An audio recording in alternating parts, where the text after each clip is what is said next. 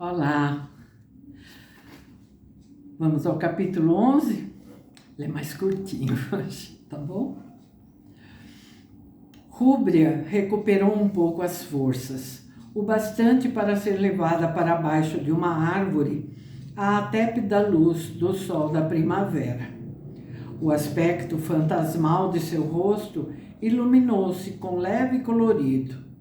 Keptá dissera a Diodoro que as mocinhas têm, frequentemente, essas recaídas que tomam aspecto de invalidez parcial. O devotado pai não sabia que as mangas compridas usadas pela menina escondiam a seus olhos o doloroso derramamento de sangue sob a pele e aqueciam seu corpo que ia desfalecendo. Entre ele e Aurélia, ficara convencionado que Rúbria e a mãe não iriam para Roma a não ser no outono. No entanto, cartas fogosas concernentes ao dote eram trocadas entre ele e o senador. Cusa, tanto quanto possível, e quando Lucano o contemplava especialmente, permitia que o rapaz viesse fazer suas lições no jardim, junto de Rúbria, para que ele pudesse ver a donzela. Rúbria já não estudava mais. Sua força que desaparecia, seu langor, suas súbitas caídas em profundo sono, proibiam qualquer esforço. A moça ria gentilmente de algumas das saídas de Cusa, que sempre se acreditara muito espirituoso. E para distrair a mocinha, Cusa muitas vezes ficava acordado durante a noite, inventando coisas espirituosas ou histórias alegres. O coração do astucioso grego se tornara mole como manteiga na presença de Rúbria. Acreditando apenas que todos os homens eram maus, incapazes de razões verdadeiramente desinteressadas, que eram cruéis por natureza e dissolutos em todos os seus pensamentos, espantava-se de si próprio. Diante daquela menina, a única inspiração poderia ser amor. Havia moças escravas naquela casa, mais bonitas do que a jovenzinha. Em comparação com Íris, que tinha idade bastante para ser sua mãe, ela era uma mortal comparada com deslumbrante deusa. Ainda assim, Cusa começava a acreditar que jamais havia existido criatura tão perfeitamente adorável. À proporção que seu rosto emagrecia em sua esbeltez morena, seus olhos tornavam-se imensos, brilhantes, repletos de uma luz sobrenatural, umedecidos de sonhos e amor. Sua boca, dizia Cusa para si próprio, parecia-se a uma flor. Seus longos cabelos pretos assemelhavam-se a um entrançado de cristal, tombando em cascata sobre seus ombros jovens e sobre seus seios imaturos. Recostava-se em sua cadeira, as pernas e os pés cobertos com tapetes de lã, mesmo nos dias mais quentes, e os contornos de seu corpo tomavam um aspecto impalpável, como contornos de um espírito. Quando dormia, parecia ter cessado de respirar. Acordava tão subitamente quanto tinha tombado numa sonolência, e olhava em derredor com timidez e afeição ardentes. Donzela romana, de nobre família, como era, tratava as escravas sempre com a cortesia que se oferece aos nossos iguais. Aceitava a vida com carinho e reverência, e à proporção que sua existência mortal declinava,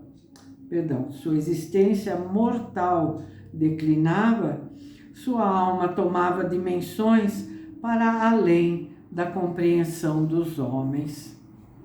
Na companhia dela, ficavam todos convencidos de que tudo na vida era bom e cheio de significação e poesia. Seus pássaros prediletos pousavam-lhe ao ombro para comer o pão ou a fruta que ela lhes oferecia de seus lábios. Empoleiravam-se em seus dedos delicados e curvavam-se para a jovem, ansiosos como para aprender com ela algum segredo inefável. Mesmo o sol parecia brilhar mais quando ela estava presente e luzir mais tepidamente sobre seu corpo. Se tinha alguma dor, ninguém o sabia, a não ser Keptah. Tranquilidade e serenidade envolviam-na como uma aura. Ela não tinha medo. Durante os meses que se tinham passado, desde que sua doença voltara, Rúbria tornara-se uma mulher e, para a humilde crença de Cusa, uma divindade. Sabia que ela estava morrendo. Todos o sabiam, exceto o pai, apaixonadamente devotado. Cusa suspeitava que Rúbria também sabia. Sua paciência sublime, sua ternura, sua maneira de olhar em torno, pelo jardim e para todos os rostos, com silenciosa intensidade e encanto, asseguravam-lhe que ela partiria antes que viesse o inverno. Sem embargo, Rúbria jamais se queixava e sorria, apenas como se possuísse algum segredo divino. Diariamente, Lucano se ia fazendo mais severo e mais frio, a não ser quando em companhia da mocinha. A austeridade de seu rosto parecia alcançar os próprios ossos. Sofria por seu pai, e isso Rúbria sabia. Raramente vira Enéas, mas sofrera por Íris e Lucano. Não falava no morto, mas às vezes suspirava, contemplando seu antigo companheiro de brinquedos. Era por solicitação específica sua que Lucano comia frequentemente com ela e seus pais, quando lhe chegavam as forças para descer à sala de jantar. A fim de poupar angústia ao pai, vinha caminhando, vagarosa e debilmente, até seu lugar à mesa. Quando ali chegava, toda a sua atenção era para Diodoro, que a contemplava com amor. Acreditava que a mocinha melhorava e que Keptah fugia às suas perguntas mais diretas em tom brando. Diodoro, feliz porque Carvilho Ulpiano terminara afinal por concordar com as condições por ele propostas em relação ao dote, exultava em sua crença de que a filha ia melhorando lenta e seguramente. Também exultava com a ideia de que Aurélia lhe daria um filho. Naturalmente, dizia ele afetuosamente à esposa, naturalmente será um menino. Não sacrifiquei bastante aos deuses? Ainda ontem sacrifiquei uma hecatombe. E os preços que esses sírios pedem? Os ladrões. Dediquei o menino a Marte. Ele deve nascer em Roma. É natural, não nesta terra desprezível. Aurélia lhe sorria. Às vezes ele a encontrava em lágrimas, mas a esposa dizia-lhe rapidamente: deves lembrar-te que as mulheres têm desses caprichos durante a gestação. Põe a mão no meu ventre, meu muito querido, e sente como teu filho salta. Parece um cordeiro. Ah, ele é forte. Vale tanto quanto seu pai. Um dia, ao fim do verão, Rúbria e Lucano estavam sozinhos sob a sombra de uma árvore grande, verde e brilhante. Lucano estava sentado ao lado dela, que dormitava, e ia fazendo suas lições e desenrolando seus livros de referência. De súbito, tremendo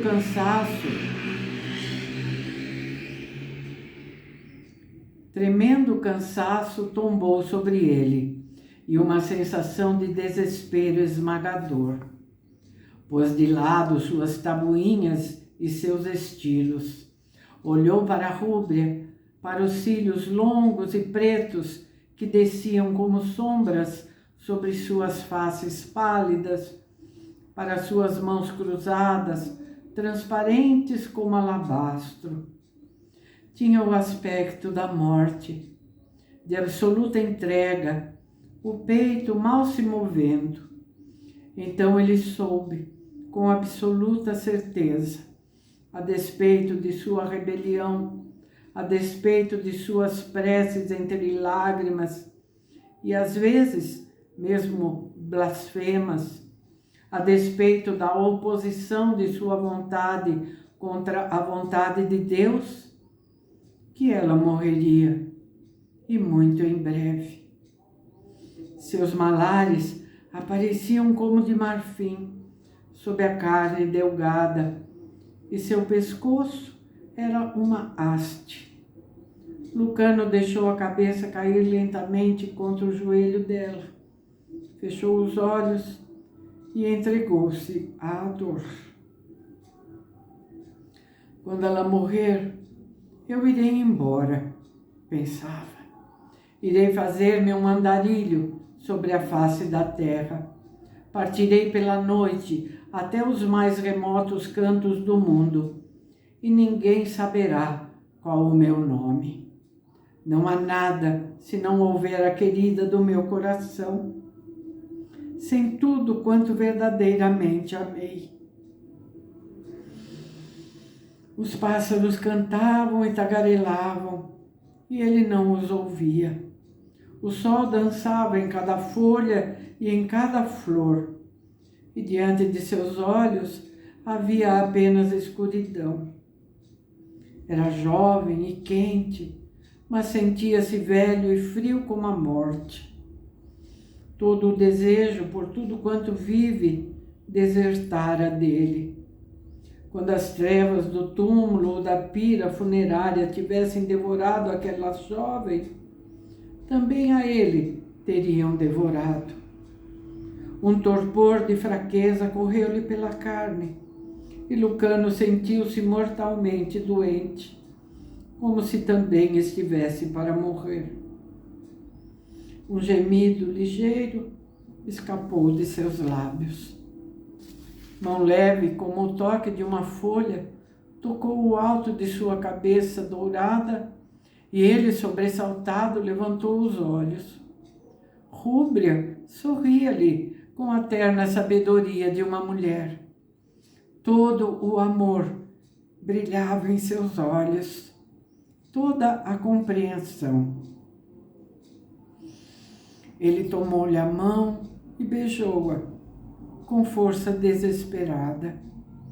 Podia sentir sua fragilidade, sua delicadeza quase espiritual. Então, ela falou: não deves sofrer, Lucano querido.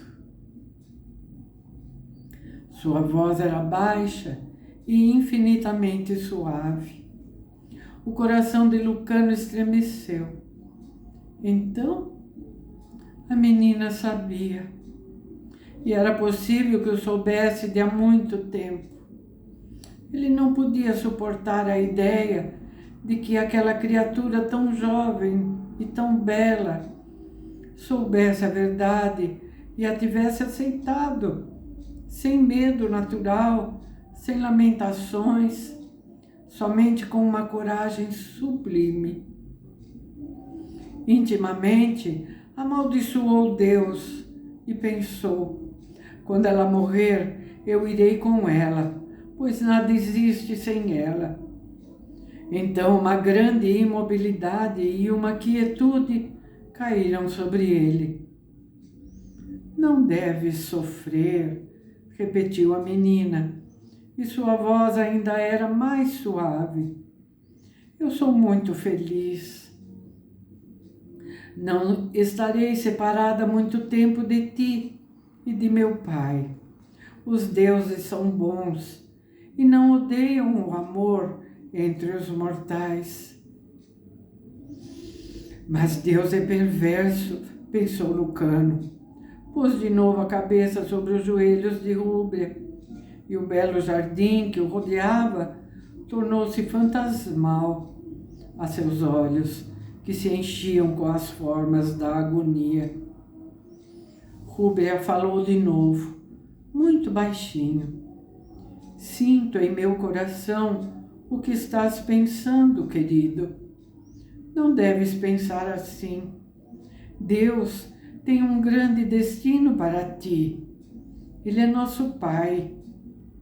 E nós somos seus filhos.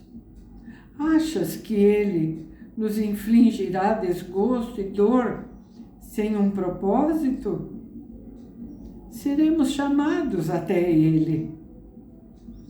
Não, exclamou Lucano, se Ele é como dizes, Rúbia, que te erga dessa cadeira e ponha sangue em tuas faces e força em teus membros. A garganta dele apertou-se num espasmo de angústia. A donzela suspirou. Ele sabe seguramente o que é melhor. Com toda a certeza, a paz que sinto é a sua misericórdia, a sua bondade. Hoje não tenho dores. Na noite passada, dormi como uma criancinha e meus sonhos foram adoráveis, mais do que se possa imaginar. Eu estava cheia de alegria e a alegria está comigo hoje. O mundo é belo, mas o lugar para onde vou é ainda mais belo e não haverá mais separações. Levantou a cabeça de seu travesseiro e olhou para Lucano, para seu rosto esculpido, para sua boca imóvel e rígida, para o amargor azul de seus olhos. Ah, tu te esqueceste, disse ela.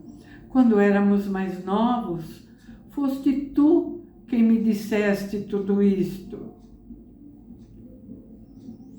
Mas era mentira, pensava Lucano. Não podia falar, não podia privar aquela mocinha de seu último consolo, mesmo quando ele fosse falso. Rúbia observava-o gravemente. É verdade, falou. Tudo quanto me disseste quando éramos crianças é verdade. Minha alma afirma-me isto. E não há mentira à beira da sepultura. Vou ter com Deus. Tateou seu peito e dali tirou a cruz de ouro que Keptá lhe dera. Colocou-a na palma da mão de Lucano, e então levantou os olhos para contemplar o céu. Keptá é um homem estranho, cheio de sabedoria, Lucano. Contou-me que aquele que irá morrer nesta cruz está vivendo agora no mundo, conosco, e é pouco mais do que uma criança. Mas onde ele vive, ninguém sabe, a não ser sua mãe. Seu nascimento foi profetizado pelos padres da Babilônia há milhares de anos, e ele veio. Há de levar-nos para a vida eterna, e não haverá mais morte, mas apenas júbilo. Lucano pensou de repente na grande cruz branca que vira no templo escondido dos caldeus em Antioquia, e ficou dominado pela cólera, pelo autoescárnio, pelo ódio e pela repulsa. Os padres eram charlatões notórios com seus oráculos, profecias, conjurações, ilusões e jargão misterioso. Riam em segredo da ingenuidade dos que neles acreditavam. Engordavam com os sacrifícios, cometiam abominações, enchiam seus cofres com o ouro dos fátuos. Em face da morte definitiva, seus rostos hipócritas desapareciam, suas vozes silenciavam. A cruz de ouro reluzia na mão de Lucano. Ele desejava atirá-la apaixonadamente para longe e amaldiçoá-la, como quinquilharia que era. Rúbria debruçou-se em sua cadeira, cruzou-lhe delicadamente os dedos sobre ela. É um presente que te dou. O poente mostrava-se no céu ocidental um mar de ouro e escarlate, repleto de velas verdes, pequenas nuvens que se espalhavam. A brisa suave se abateu e o perfume das flores e da terra fértil ergueu-se como incenso. Rúbria dormia e Lucano estava sentado a seu lado, a cabeça sobre os joelhos da mocinha, a mão dela em seu cabelo dourado. Não saberia dizer quanto tempo permaneceu assim. As pontas da cruz enterravam-se em sua mão, cortando-a, e ele não sentia. Por fim, ergueu a cabeça, e a mão da donzela tombou pesadamente sobre ela. Havia um sorriso no rosto de Rúbria, como se tivesse acordado para a alegria serena e completa. Suas faces e lábios tinham empalidecido para absoluta alvura. A sua testa reluzia. Os cílios desciam sobre as faces como a mais doce das sombras. Lucano pôs-se de pé, lentamente, e o peso da idade tombou sobre ele. Curvou-se para a Rúbria e lançou um só grito, alto e terrível.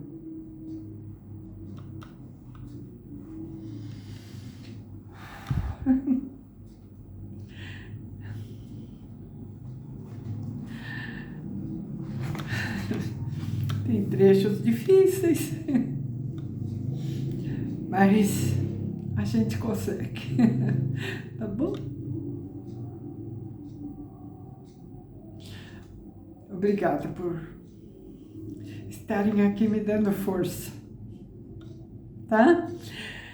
É assim, tem trechos de todo tipo, né? Tem trechos de todo tipo.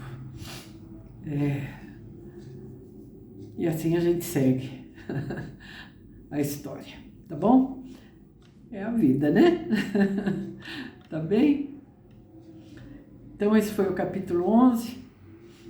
Peço a vocês que não esqueçam do like, tá? Só dá um toquezinho aí na tela. Se possível, deixem um comentário, tá bom? E continuem, por favor, divulgando o canal, tão importante para o canal crescer, né? Então é isso. Obrigada, viu, gente?